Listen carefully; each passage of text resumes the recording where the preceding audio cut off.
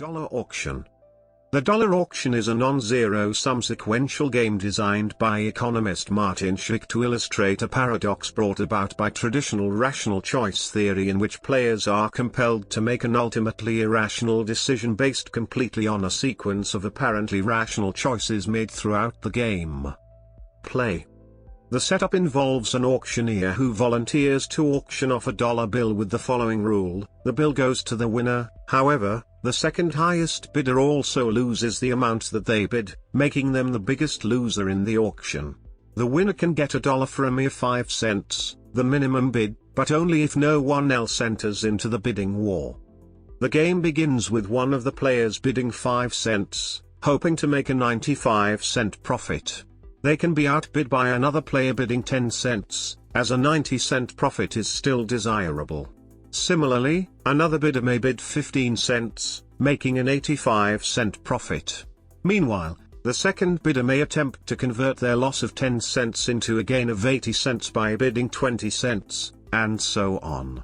Every player has a choice of either paying for nothing or bidding 5 cents more on a dollar. Any bid beyond the value of a dollar is a loss for all bidders alike.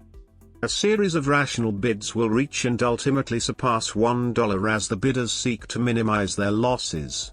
If the first bidder bids 95 cents, and the second bidder bids $1, for no net gain or loss, the first bidder stands to lose 95 cents unless they bid $1.05, in which case they rationally bid more than the value of the item for sale, the dollar, in order to reduce their losses to only 5 cents.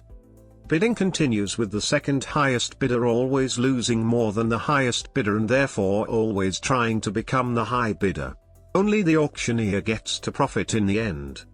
Analysis. The game is analogous to the war of attrition and penny auction and has a symmetric mixed strategy equilibrium. There are also asymmetric pure equilibria.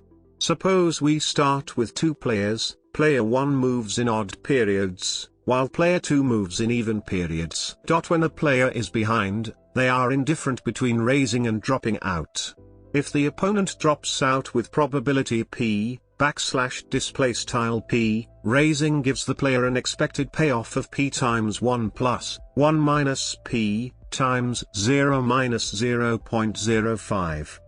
\displaystyle P times 1 plus 1 P times 0 to 0.05. On the other hand, dropping out yields 0, so indifference requires that the opponent drops out with 5% probability each period.